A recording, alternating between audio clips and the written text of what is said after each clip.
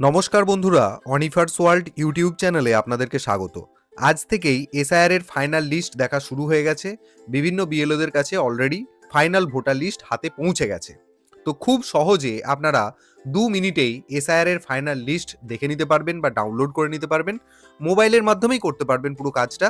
Final লিস্টে নাম সবারই থাকবে, কিন্তু তারপরেও কিছু ভোটারদের নাম বাতিল হবে।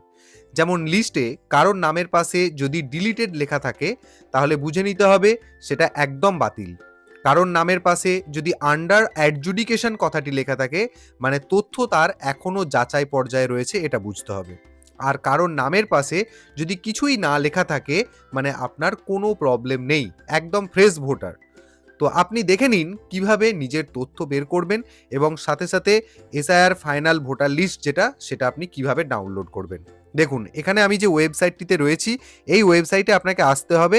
এই তথ্য জানার জন্য 2-3টে ওয়েবসাইট রয়েছে, কিন্তু প্রথমে আপনাদেরকে যেটা করতে হবে সেটা হচ্ছে যে ধরুন আপনার ফাইনাল ভোটার লিস্ট তো বের হলো, তার কত নম্বর সিরিয়ালে আপনার নামটা রয়েছে সেটা আপনাকে জেনে নিতে হবে। মানে সবার প্রথম আপনাকে সিরিয়ালটাকে আগে খুঁজে নিতে হবে। তো তার জন্য আমি এখানে যে ওয়েবসাইটের সাহায্য নিয়েছি, দেখুন electoralsearch.eci.gov.in, এই লিঙ্কটা আমি ভিডিওর ডেসক্রিপশন বক্সে দিয়ে দেবো। আপনারা সেখানে ক্লিক করে সরাসরি এই পেজটাতে চলে আসবেন।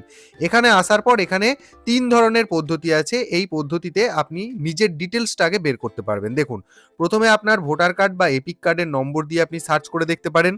তারপর এখানে সার্চ বাই ডিটেলস এই অপশানে ক্লিক করে এখানে পার্সোনাল কিছু ডিটেলস আছে, এই ডিটেলস ফিল আপ করে আপনি দেখে নিতে পারেন তথ্য।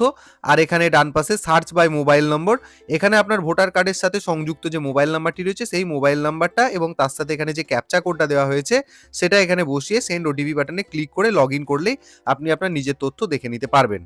তো আমার কাছে এপিক কার্ড নম্বর রয়েছে, তাই আমি first option search by EPIC এই অপশনটাকে বেছে নিচ্ছি।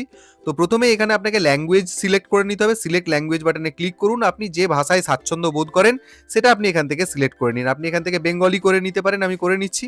তারপর এখানে এপিক নম্বর দেওয়ার জায়গা আছে, এখানে নিজের ভোটার কার্ডের নম্বর, বর্তমান ভোটার কার্ডের নম্বরটা এখানে দিয়ে দিন। তারপর এখানে সিলেক্ট ইউর স্টেট, এখানে কোন রাজ্যের বাসিন্দা আপনি সেটা এখান থেকে সিলেক্ট করে নিন। একদম শেষ অপশন পাবেন ওয়েস্ট বেঙ্গল, সেটাকে সিলেক্ট করলাম। তারপর এখানে রয়েছে এন্টার ক্যাপচা, এই বাম দিকে যে ক্যাপচাটা দেখতে পাচ্ছেন যেমন রয়েছে ছোট হাতের বড় হাতের অক্ষর, সেই একই রকম ভাবে এই বক্সটাতে টাইপ করে নিয়ে এখানে সার্চ বাটনে ক্লিক করবেন।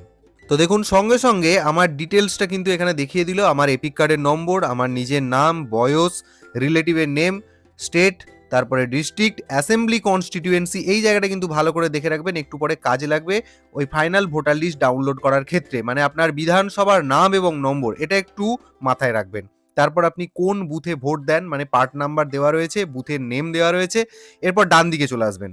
দেখুন এখানে যে জায়গাটা আপনাকে দেখতে হবে সেটা হচ্ছে আপনার পার্ট সিরিয়াল নাম্বার, মানে কত নম্বর সিরিয়ালে আপনি যে ফাইনাল ভোটার লিস্টটা ডাউনলোড করবেন পিডিএফ কপি, সেখানে তো খুঁজতে খুঁজতে সারাদিন চলে যাবে।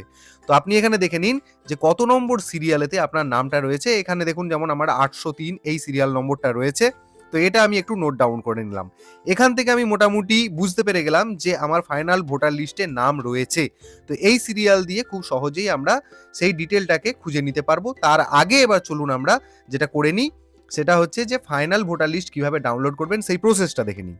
তো তার জন্য আমরা আবার নতুন একটি ওয়েবসাইট ব্যবহার করব, voters.eci.gov.in, এই লিঙ্কটাও আমি ভিডিও ডেসক্রিপশন বক্সে দিয়ে রাখবো। তো সেই লিঙ্কে ক্লিক করে আপনারা সরাসরি এই পেজটাতে চলে আসবেন। এখানে আপনারা যেটা দেখতে পাবেন, দেখুন ডাউনলোড ইলেকটোরাল রোল। বা এখান থেকে আরেকটা জিনিস আপনাকে বলে দিই, একটু আগে যেভাবে আপনি আপনার নামের ডিটেলস দিয়ে বা এপিক কার্ডের ডিটেলস দিয়ে আপনার তথ্যটাকে সার্চ করলেন, এটা কিন্তু এই জায়গা থেকেও করা যায়। দেখুন এখানে পেজের নিচের দিকে এসে search your name in voter list এই অপশানে ক্লিক করলেও কিন্তু আপনাকে ঘুরে ফিরে সেই ওয়েবসাইটটাতেই নিয়ে আসা হবে। মানে যেটা আমি একটু আগে দেখাচ্ছিলাম, যে জায়গাটাতে আপনি এপিক নম্বর অথবা আপনার ডিটেলস পুট করে বা আপনার মোবাইল নম্বর পুট করে আপনার ডিটেলসটাকে সার্চ করে নিতে পারবেন। মানে ঘুরে ফিরে এই জায়গাটাতেই আসবে। তো যাই হোক, নাম ধাম সার্চ করা এবং সিরিয়াল নাম্বার সার্চ করা আমার হয়ে গেল। এরপর ডাউনলোডের জায়গাটাই যাই। এই পেজে এসে অর্থাৎ voters.eci.gov.in এখানে এসে আপনি প্রথম ডান দিকে সার্ভিসের আন্ডারেতে অপশন পাবেন, দেখুন ডাউনলোড ইলেকটোরাল রোল, এই বাটনে আপনি ক্লিক করবেন।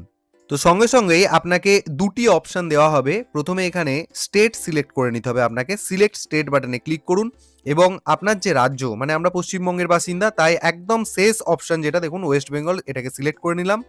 নেওয়ার পরই দেখবেন পাশে অনেকগুলি অপশন চলে আসবে। এখানে ইয়ার অফ রিভিশন, এটা 2026, এটা সিলেক্ট থাকবে, এখানে কিছু করার দরকার নেই।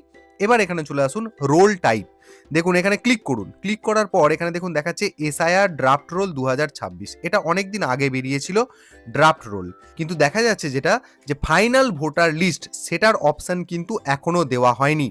সম্ভবত সন্ধ্যার দিক করে, যেমনটা সেই এসআইআর ড্রাফট রোল একদম সন্ধ্যার সময়ে আপলোড করেছিল, সেই সময়েই হয়তো আপলোড করবে এবং তখন এই এসআইআর ড্রাফট রোল 2026-এর নিচে একটা অপশন আপনারা পেয়ে যাবেন ফাইনাল ভোটার লিস্ট বা ফাইনাল রোল 2026, সেই অপশনটা আপনি সিলেক্ট করে দেবেন। বাকি পদ্ধতিগুলো যেগুলো দেখাবো সেগুলো সব একই রকম।